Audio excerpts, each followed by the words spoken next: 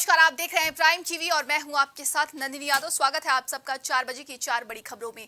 CM Yogi Adityanath की अध्यक्षता में आज लोक भवन में कैबिनेट की बैठक है। माता पिता का ख्याल न रखने पर संपत्ति से बेदखल होंगे, इसके लिए भरण पोषण नियमावली पर मुहर लग सकती है।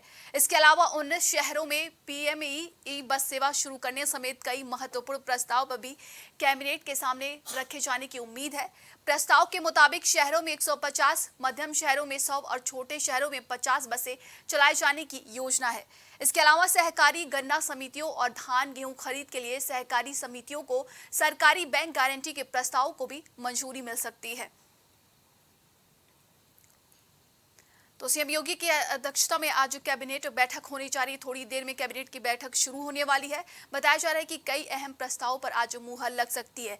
नियमावली में संशोधन पर भी मुहर लग सकती है। माता पिता का भरण पोषण को लेकर कई ऐसे अहम प्रस्ताव हैं जिन पर आज मुहर लग सकती है। माता पिता का ख्याल रखने पर संपत्ति से बेदखल होने का इस अहम प्रस्ताव पर भी आज मुहर लग सकती है।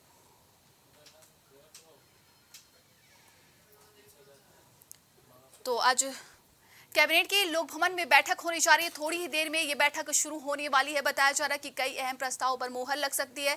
माता पिता का ख्याल न रखने पर संपत्ति से बेदखल होने वाले प्रस्ताव पर भी मुहर लगेगी। सीएम योगी की अध्यक्षता में आज कैबिनेट की बैठक है। कई अहम प्रस्तावों पर मुहर लग सकती है। ई बस से सेवा शुरू करने जा रही है शहरों में, उसके लिए भी आज अहम प्रस्ताव पर मुहर लग सकती है। ज्यादा जानकारी के साथ ब्यूरो चीफ गौरव श्रीवास्तव हमारे साथ जुड़ चुके हैं। गौरव, देखिए आज सीएम योगी की अध्यक्षता में कैबिनेट की बैठक शुरू होने वाली है। किन किन अहम प्रस्ताव पर आज मुहर लग सकती है? देखिए, तमाम तरह के प्रस्ताव यहाँ पर बैठक में के लिए चर्चा हो रही थी और निश्चित रूप से महत्वपूर्ण प्रस्ताव में अगर बात करें, सबसे महत्वपूर्ण प्रस्ताव यहाँ पर यह है कि जो डॉक्टरों के जो पद खाली है, लगभग 19,500 पद डॉक्टरों की खाली है। तो चिकित्सा विभाग इसको लेकर बहुत गंभीर है और ये कहा जा रहा है कि जो डॉक्टर है, सरकारी डॉक्टर है, जिनकी रिटायरमेंट की उम्र 62 साल है, उनकी उम्र को यहाँ पर 65 साल करने की बात चल रही है। इसके अलावा अगर आप बात करें तो इंडस्ट्रियल पॉलिसी में भी बदलाव करने की बात कही जा रही है। जो अगर कोई नुकसान होता है या किसी की मृत्यु होती है तो उसको इंडस्ट्रियल पॉलिसी के तहत उसको भी यहाँ पर लाभ दिलाने की बात कही जा रही है। इसके अलावा ये ललितपुर में फार्मा पार्क को लेकर भी यहाँ पर चर्चा की जा रही है। इसके अलावा गंगा एक्सप्रेस वे को और वृद्धिकरण को लेकर भी बात कही जा रही है। बैठक में जो प्रस्ताव पास करने की उम्मीद है। इसके अलावा अगर हम बात करें तो जो बसें हैं, ई बसें हैं, जो पर्यावरण की दृष्टि से भी ठीक रहेंगी, उन बसों को यहाँ पर देने की बात कही जा रही है। इसके प्रस्ताव के मुताबिक शहरों में 150 बसें और मध्यम शहरों में 100 बसें और छोटे शहरों में 50 बसें चलाने की यहाँ पर बात कही जा रही है। इसके अलावा जो सड़क दुर्घटना होती है उसमें भी जो जांच योजना है उसमें भी यहाँ पर जो अगर दुर्घटना में वाहन चालक की गलती साबित नहीं होती है और अगर यात्री यात्रा कर रहे थे तो वहाँ पर भी 5 लाख तक का मुआवजा मिलने की बात यहाँ पर कही जा रही है इस बैठक में। इसके अलावा सबसे महत्वपूर्ण बात यहाँ पर यह है कि इस बैठक के माध्यम से जो आउटसोर्सिंग जो कर्मचारी है उनकी नियुक्ति को लेकर भी कोई प्रस्ताव सामने आ सकता है। और सबसे महत्वपूर्ण बात जो इस बैठक में होने वाली है वो ये है कि जो वरिष्ठ नागरिकों को और उत्तर प्रदेश में माता पिता को लेकर एक नियमावली 2014 का जो बनाई गई थी उसको संशोधन किया सकता है और यहाँ पर अगर कोई माता पिता पर या वरिष्ठ नागरिकों पर अत्याचार करता है तो उसके खिलाफ कार्रवाई करते हुए यहाँ पर एक बड़ा फैसला लिया जा सकता है। इसके अलावा अगर माता पिता चाहें, अगर उनके बच्चे उनका ध्यान नहीं रखते हैं तो बेदखली भी करा सकते हो। बेदखली कराने की आदेश 1 महीने के अंदर पुलिस को बेदखली जो प्रक्रिया है उसको पूरा कराना पड़ेगा और जो संपत्ति है वो पूरी तरह से माता पिता को सौंपनी पड़ेगी। तो तमाम बड़ी बड़ी यहाँ पर प्रस्ताव सामने आ रहा है। अब देखने वाली बात होगी बैठक के बाद स्पष्ट हो पाएगा कि किस प्रस्ताव को यहाँ पर मुहर लगती है। नंदिनी जी, देखिए जिस तरीके से इलेक्ट्रिक बसों को बढ़ावा दिया जा रहा है, अब ई चार्जिंग स्टेशन को लेकर भी बात कही जा रही है। तो किन किन शहरों में ई चार्जिंग स्टेशन शुरू होने वाले हैं? अगर बसों की यहाँ पर ई बसें चलाने की बात कही जा रही है तो जहाँ जहाँ बसें चलाएंगी वहाँ पर नंदिनी ई चार्जिंग स्टेशन आपको बनाने पड़ेंगे। और अगर हम बात करें लखनऊ पहले से आपकी ई जो है बसें चल रही हैं, इलेक्ट्रिक व्हीकल चल रहे हैं, तो इसके निश्चित रूप से ये आने वाले समय में जितने भी बड़ी बड़ी सिटी है, चाहे अगर हम बात करें उत्तर प्रदेश की तो बनारस से लेकर कानपुर, आगरा, मथुरा, मेरठ, मुजफ्फरनगर और इसके अलावा फैजाबाद, अयोध्या की बात करें, पर्यटन के क्षेत्र से बात करें, झांसी की बात करें, तो तमाम जगहों पर यहाँ पर इलेक्ट्रिक बस चलाने की बात कही जा रही है और यहाँ पर 100 बसें चलाई जाएंगी। और जो बड़े शहर हैं वहाँ पर 150 बस चलाने की यहाँ पर प्रस्ताव देने की बात कही गई है। और जहाँ जहाँ बसें चलाई जाएंगी नंदिनी, निश्चित रूप से वहाँ पर ई चार्जिंग स्टेशन बनाने पड़ेंगे कि बिना ई चार्जिंग स्टेशन के बसों को चलाना यानी यहाँ पर हो नहीं सकता है, क्योंकि यहाँ पर पॉसिबल नहीं है। क्योंकि यहाँ पर अगर आप बसें चलाएंगे, ई बसें चलाएंगे, तो वहाँ पर ई चार्जिंग व्यवस्था की आपको करानी पड़ेगी। हालांकि आने वाले समय में जिस तरह से इलेक्ट्रिक व्हीकल का लगातार झुकाव पड़ रहा है और लगातार लोग इलेक्ट्रिक व्हीकल को प्रेफर कर रहे हैं, तो आने वाले समय में सरकार केवल बसों के लिए नहीं बल्कि इलेक्ट्रिक चार्जिंग स्टेशन को और बेहतर करने का प्रयास करेगी। क्योंकि हमने इसके पहले भी देखा है, जब सीएनजी व्यवस्था यहाँ पर हमारे देश में आई थी, तो उसके बाद हमने देखा है कि पेट्रोल पंप के साथ साथ सीएनजी पंप भी वहाँ पर लगे हुए थे। तो आने वाले समय में हम उम्मीद कर सकते हैं कि जिस तरह से पेट्रोल पंप लगा हुआ है, सीएनजी लगा हुआ है, तो ऐसे ही इलेक्ट्रिक चार्जिंग स्टेशन भी तमाम पेट्रोल पंप पर नजर आएंगे। क्या लगता है किसानों के लिए आज इस बैठक में क्या कुछ अहम हो सकता है? किसानों में अगर बैठक की बात करें तो नंदिनी, यहाँ पर ये बात कही जा रही है, सहकारी समितियों में जो कहा जा रहा था कि जो लोन जो प्रक्रिया होती है उसमें कोई गारंटर होता है, तो यहाँ पर ये जरूर कहा जा रहा है कि यहाँ पर गारंटर की आवश्यकता नहीं पड़ेगी और जो सहकारी समितियां हैं उनको सीएम ग्रेड योजना के तहत यहाँ पर उनको बेहतर करने का प्रयास किया जाएगा। और केवल गन्ना किसानों को लिए बेहतर करने का जो प्रयास है सरकार का, वो लगातार चल रहा है। और अगर हम बात करें इसको और बेहतर की बात करें तो सरकारी बैंक गारंटी, अगर हम बात करें सहकारी गन्ना समितियों की बात अगर हम करें तो निश्चित रूप से उसके लिए सरकार करने का प्रयास कर रही है। और ये भी कहा जा रहा है कि जो सहकारी समितियां हैं वो सरकारी बैंक की गारंटी के प्रस्तावों को स्वीकृति भी यहाँ पर मिल सकती है, क्योंकि जहाँ जहाँ एसपी जो बन रहा है तो वहाँ पर इस तरह की नीतियों को लाना बहुत जरूरी है। और अगर सरकारी बैंक गारंटी यहाँ पर सहकारी समितियों को मिलती है तो निश्चित रूप से आने वाले समय में गन्ना किसानों के लिए और अन्य किसानों के लिए यहाँ पर बेहतर रूप से यहाँ पर एक विकल्प मिल सकेगा कि वो आगे बढ़े और अपनी चीजों को और बेहतर करने का प्रयास करें। तमाम जानकारी के लिए बहुत बहुत धन्यवाद आपका।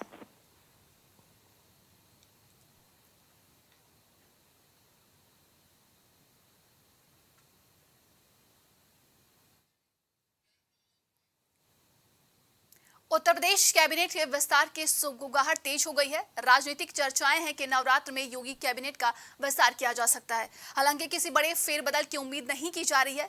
मिली जानकारी के मुताबिक विस्तार सामान्य तौर पर ही होगा। हालांकि योगी मंत्रिमंडल में 2 नए नेताओं को जगह मिलना तय माना जा रहा है। सुभाषपा अध्यक्ष ओम प्रकाश राजभर हाल ही में फिर से एनडीए में शामिल हुए थे। वहीं दारा सिंह चौहान समाजवादी पार्टी छोड़कर बीजेपी में आए थे। इन दोनों नेताओं को मंत्री बनाए जाने की संभावना है। इन दोनों के बीजेपी से जुड़ने के बाद से ही कैबिनेट में शामिल होने की अटकलें लगाई जा रही थी। तो यूपी के कैबिनेट विस्तार की सुगबुगाहट तेज हो रही है। बताया जा रहा है कि यूपी कैबिनेट के विस्तार नवरात्र से पहले कर दिया जाएगा। नवरात्र में होगा योगी कैबिनेट का विस्तार। बता दें कि इस विस्तार में कुछ ज्यादा बदलाव नहीं किए जाएंगे, बल्कि 2 मंत्रियों को मंत्री बनाया जाएगा। 2 लोगों को जिस तरीके से ओम प्रकाश राजभर ने हाल ही में एनडीए में शामिल हुए, इसके बाद से दारा सिंह चौहान जो कि समाजवादी पार्टी छोड़कर बीजेपी में शामिल हुए थे, जिसके बाद उपचुनाव भी कराया गया, लेकिन दारा सिंह चौहान वहां से हार गए थे। इसके बाद कहा जा रहा है इन दोनों लोगों को कैबिनेट में जगह दी जा सकती है। ज्यादा जानकारी के साथ संवाददाता विवेक जुड़ चुके हैं। विवेक, बताया जा रहा है कि नवरात्र से पहले योगी कैबिनेट का विस्तार हो सकता है। देखिए नंदिनी, अगर बात की जाए तो उत्तर प्रदेश कैबिनेट के विस्तार अभी होने ही वाले हैं और काफी समय से ये मुद्दा लटका हुआ था कि उत्तर प्रदेश कैबिनेट का विस्तार कब होगा। बताया जा रहा था कि घोसी उपचुनाव के बाद जो है इसकी संभावना जो है वो प्रबल हो जाएगी। अगर घोसी विधानसभा उपचुनाव में भारतीय जनता पार्टी को मन मुताबिक नतीजे मिलते तो अब तक कैबिनेट का विस्तार हो चुका होता और दारा सिंह चौहान और ओम प्रकाश राजभर दोनों ही उत्तर प्रदेश सरकार के इस नए कैबिनेट में दिखाई देते। लेकिन घोसी में उपचुनाव में मिली करारी हार के बाद ये विस्तार जो है वो काफी लंबा खिंच गया और उम्मीद जताई जा रही है कि नवरात्र के पावन पर्व पर योगी मंत्रिमंडल का विस्तार होगा और दारा सिंह चौहान, ओम प्रकाश राजभर समेत कई अन्य लोगों को भी इसमें मौका मिलेगा और मंत्री पद भी मिलेगा। साथ ही साथ जिस तरीके से दारा सिंह चौहान, ओम प्रकाश राजभर की चर्चा काफी समय से चलती आ रही थी, जब समाजवादी पार्टी छोड़कर दारा सिंह चौहान बीजेपी में आए या फिर गठबंधन जब हुआ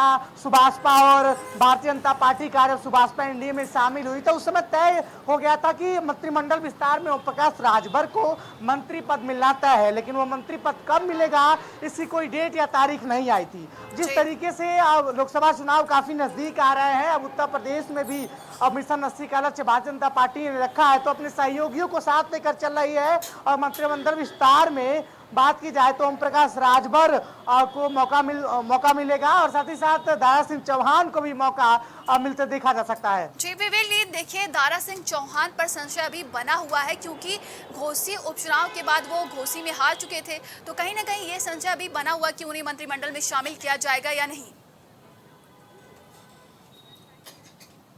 देखिए अगर बात की जाए तो उनको जो सीट दिनेश शर्मा जो राज्यसभा गए हैं, जो सीट छोड़ी गई है, तो खबर ये निकल के आ रही है कि वहां से जो उनको जो है अब वो लड़ाया जा सकता है। उसके बाद जीत के बाद उनको मंत्रिमंडल में स्थान मिलेगा। ओम प्रकाश राजभर विधायक हैं और जिस तरीके से लगातार चर्चा सुभाषपा और ओम प्रकाश राजभर की हो रही थी, तो अब उनका भी जो इंतजार का समय है वो अब खत्म होने वाला है और मंत्रिमंडल विस्तार में इनको जगह मिलेगी। और कई अन्य लोगों के नाम चल रहे हैं कि कई अन्य लोगों के नाम चल रहे हैं इस मंत्रिमंडल विस्तार में। श्रीकांत शर्मा की भी नाम बात की जाए तो सामने निकल के आ रही है कि इस मंत्रिमंडल विस्तार में श्रीकांत शर्मा को भी मंत्री पद मिल सकता है। लेकिन जहां दो नामों की चर्चा काफी ज्यादा थी, ओम प्रकाश राजभर और दारा चुनाव के हार के बाद भी ये चर्चा जो है बनी हुई थी। इसके पहले चर्चा थी कि दोनों को जल्दी शामिल किया जाएगा, लेकिन उपचुनाव के हार के बाद समीकरण बदल गए और जो बात की जाए जो अवधि थी मंत्रिमंडल विस्तार के समय की वो ज्यादा खिंच चुकी है। और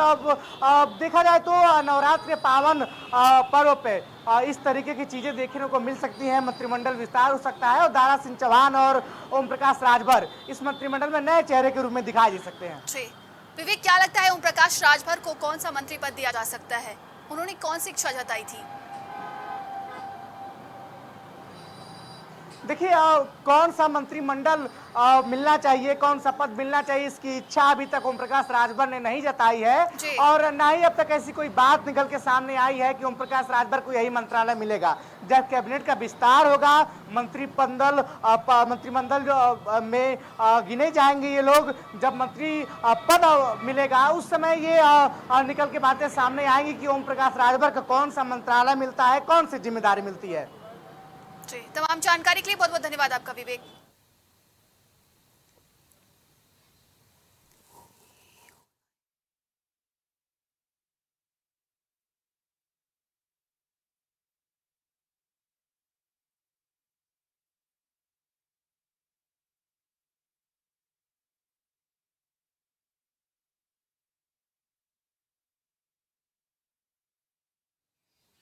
तो यूपी के कैबिनेट मंत्रिमंडल का जल्द ही विस्तार होने वाला है। बताया जा रहा है कि नवरात्र में होगा योगी कैबिनेट के मंत्रिमंडल का विस्तार। बताया जा रहा है कि जिस तरीके से ओम प्रकाश राजभर ने एनडीए का हाथ थामा है, उसके बाद से उन्हें मंत्रिमंडल में शामिल किया जाएगा। वहीं पर दारा सिंह चौहान, जो कि घोसी उपचुनाव हुआ उसमें हारने के बाद उन्होंने समाजवादी पार्टी छोड़ा था, इसके बाद उन्होंने एनडीए का हाथ थामा, उपचुनाव कराए गए, लेकिन दारा सिंह चौहान वहां से हार गए थे। कहा जा रहा है कि दारा सिंह चौहान को और ओम प्रकाश राजभर को मंत्रिमंडल में शामिल किया जाएगा। बिहार में जातीय जनगणना के आंकड़े बाहर आने के बाद पूरे देश में जातीय जनगणना को लेकर सियासी माहौल गर्म है। विपक्षी दल जातीय जनगणना के जादुई आंकड़ों में सत्ताधारी बीजेपी को फंसाने का चक्रव्यूह तैयार कर रहे हैं। तो वहीं जातीय जनगणना का मुद्दा गरमाने के बीच अब यूपी में भी जातीय जनगणना की मांग होने लगी। अखिलेश यादव और मायावती के अलावा योगी सरकार के एक मंत्री ने भी जातीय जनगणना की मांग करने लगी है। बता दें कि बीजेपी के सहयोगी दल निषाद पार्टी के अध्यक्ष और योगी सरकार के कैबिनेट मंत्री संजय निषाद यूपी में जातीय जनगणना की मांग कर रहे हैं। साथ ही वो अब मछुआरा समाज को अनुसूचित जाति में शामिल करने के मुद्दे को भी धार देने में जुट गए हैं। इसके लिए वह 15 अक्टूबर से बताया जा रहा है कि समुदाय को जगाने के लिए अभियान निकालेंगे। 1 दिसंबर तक चलने वाले इस प्रशिक्षण अभियान के दौरान संजय निषाद मछुआरा समुदाय को अनुसूचित जाति की सूची से बाहर करने के लिए जिम्मेदार सियासी दलों के बारे में भी जानकारी देंगे।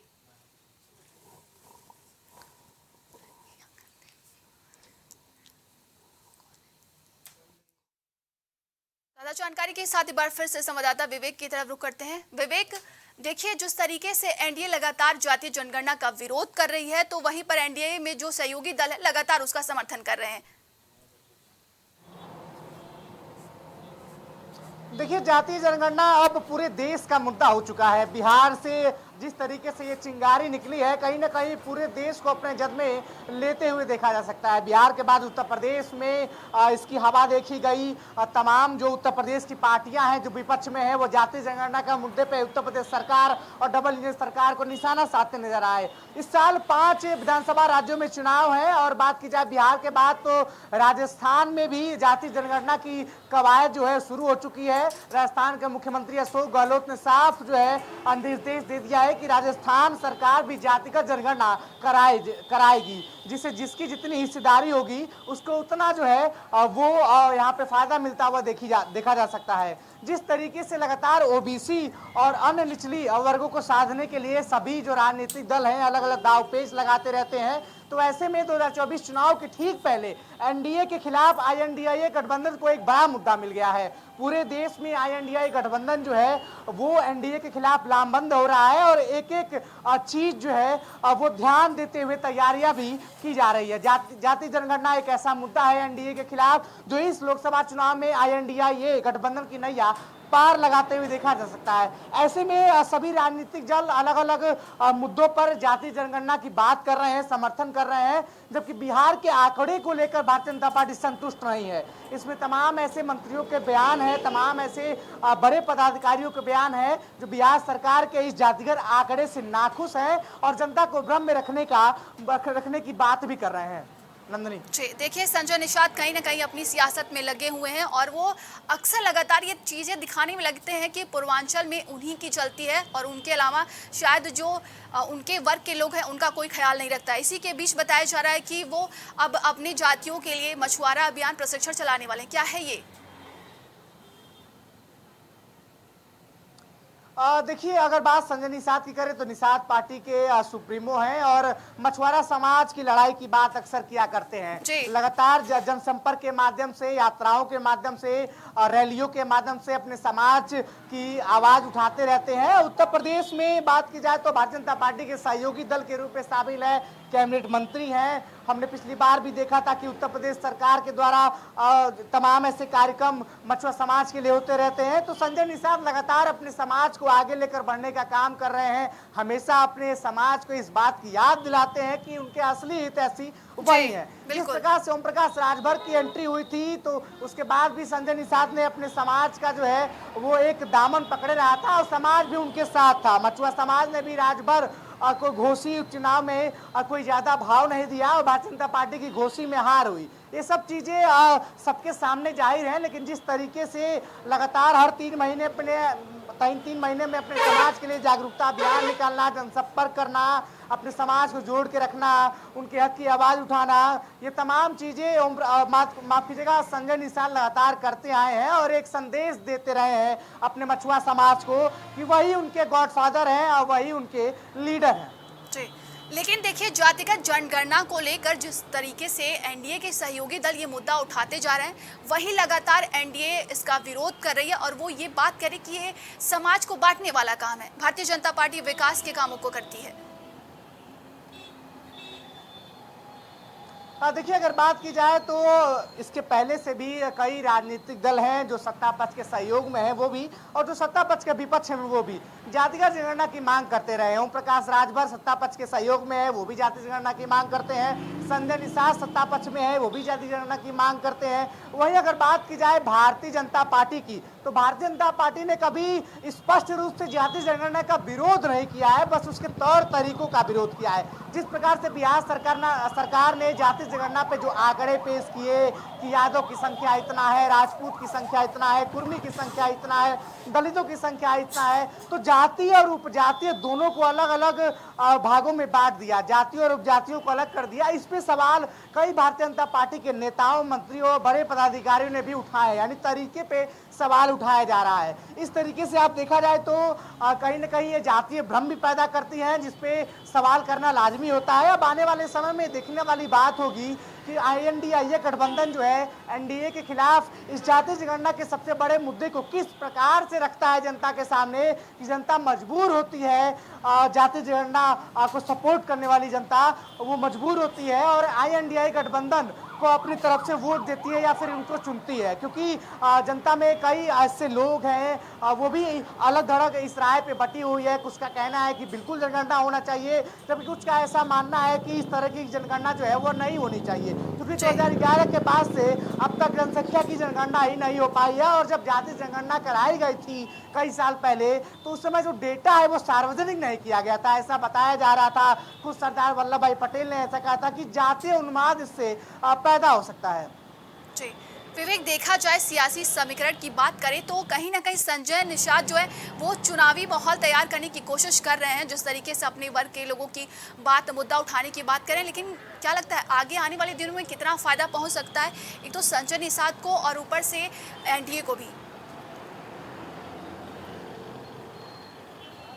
देखिए, अगर बात की जाए तो 24 लोकसभा चुनाव के ठीक पहले इस तरीके की समाज को जागरूक करने की राजनीति राजनेता करते रहते हैं, अपने अपने समाज का बेड़ा उठाते रहते हैं, अपने अपने समाज के लोगों के बीच में जाकर उनके नुमाइंदे बनते हैं, उनके हितैषी बनते हैं और याद दिलाते हैं कि चुनाव नजदीक है, हम तुम्हारे मसीहा हैं और तुम हमें ही सपोर्ट करो। लेकिन जिस तरीके से बात की जाए तो लगातार संजय निषाद अपने समाज के लिए काम कर रहे हैं, अपने समाज की आवाज उठा रहे हैं। मछुआ समाज को मुख्य धारा में लाने के लिए कई कार्य जो है वो सरकार की तरफ से किए गए हैं, जिसका एक माध्यम संजय निषाद भी रहे हैं। तो कहीं ना कहीं अपने समाज के लिए वो बेहतर करने की कोशिश में लगे हुए हैं और हर व्यक्ति जिस समाज से आता है उस समाज के लिए कुछ अच्छा करके देना ही चाहता है। बात की जाए तो उत्तर प्रदेश में कुछ 80 लोकसभा सीटें हैं, जिसमें 17 सीटें ऐसी हैं जो सुरक्षित हैं, यानी इन 17 सीटों पर भारतीय जनता पार्टी की मैक्सिमम इसमें सीटें हैं। तकरीबन 14 सीटें भारतीय जनता पार्टी की हैं, 2 सीटें बसपा की हैं। और जिस तरीके से अगर बात की जाए इन सुरक्षित सीटों की, तो इन सुरक्षित सीटों से भी बहुत कुछ हासिल होने वाला है। बाकी 63 सीटों पे मिशन 80 का काम भारतीय जनता पार्टी कर रही है। अब 6-7 महीने समय लोकसभा चुनाव में शेष है। अब देखने वाली बात होगी कि कितना फायदा INDA गठबंधन को मिलता है या फिर इंडिया गठबंधन को, माफ कीजिएगा, NDA गठबंधन को मिलता है। तमाम जानकारी के लिए बहुत बहुत धन्यवाद आपका।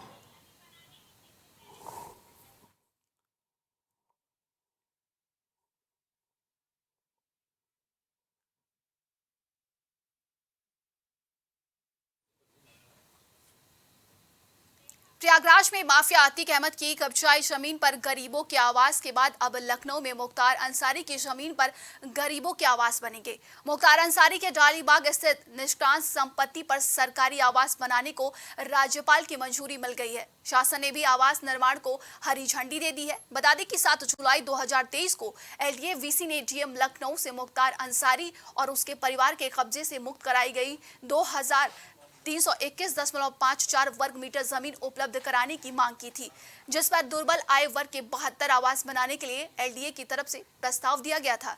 LDA ने साल 2020 में मुख्तार अंसारी के डालीबाग में स्थित अवैध निर्माण को ध्वस्त किया था। प्रधानमंत्री गरीब आवास योजना के तहत बनने वाले 72 आवास के साथ साथ पार्क और अन्य सुविधा भी मुहैया कराई जाएगी। बीते 6 अक्टूबर को राज्यपाल से मंजूरी मिलने के बाद शासन ने भी LDA को मंजूरी पत्र भेज दिया है। इस जमीन पर 72 EWS मकानों का निर्माण किया जाएगा।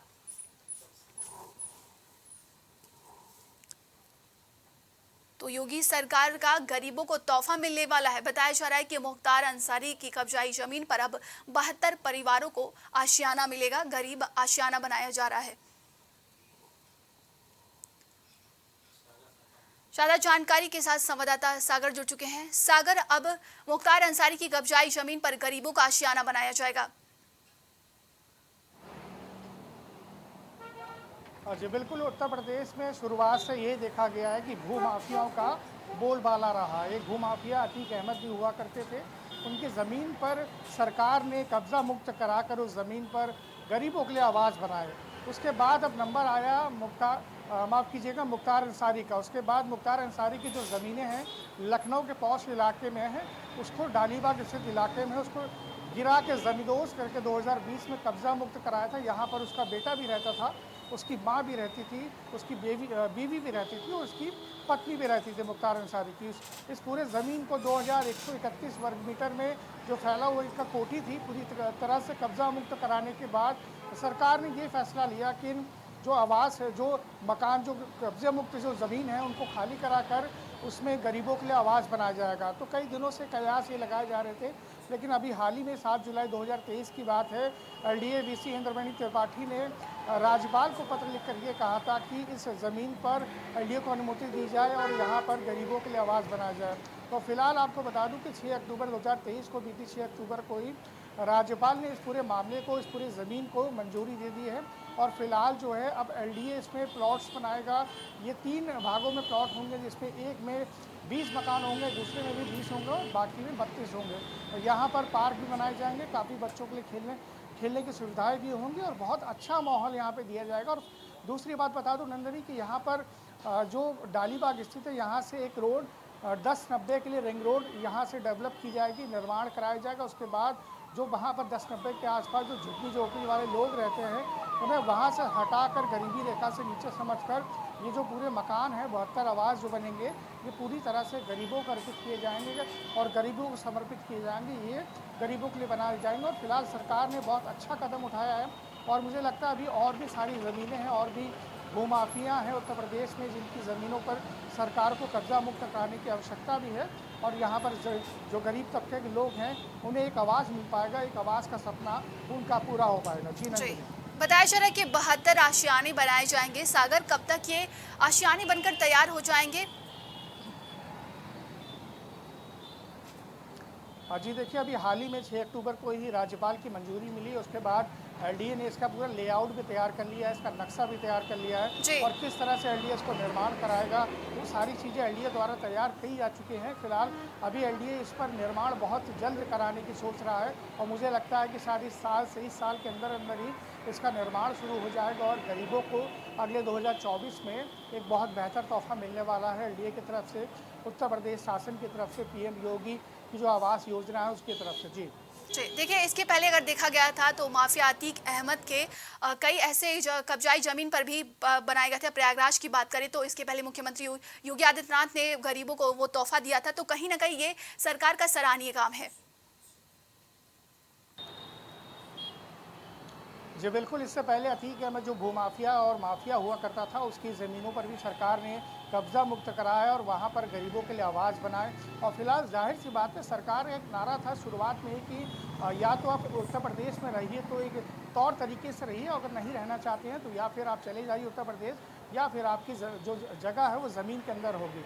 तो कुल मिला के जो माफिया हैं उस पर लगाम कसे गए हैं और फिलहाल अभी और भी मुझे लगता है कि सरकार इसमें और भी बेहतर कदम उठाएगी और जो आवास जो बचे हैं गरीबों के लिए उनको बेहतर मुहैया कराया जाएगा, क्योंकि कई सैकड़ों वर्ग मीटर यहाँ पर ज़मीनें हैं जिसमें अभी भी कई माफियाओं का कब्जा है और फिलहाल सरकार उन्हें ढूंढ रही है और एलडीए से भी ये आश्वासन मिला है कि बहुत जल्दी एलडीए भी इन सब चीज़ों को चिन्हित करके, इन सब ज़मीनों को चिन्हित करके उन्हें खाली कराएगा, कब्जा मुक्त कराएगा और एक पीएम मोदी की जो आवास योजना है उन्हें एक बेहतर सुगम पहल देगा। जी, तमाम जानकारी के लिए बहुत बहुत धन्यवाद आपका।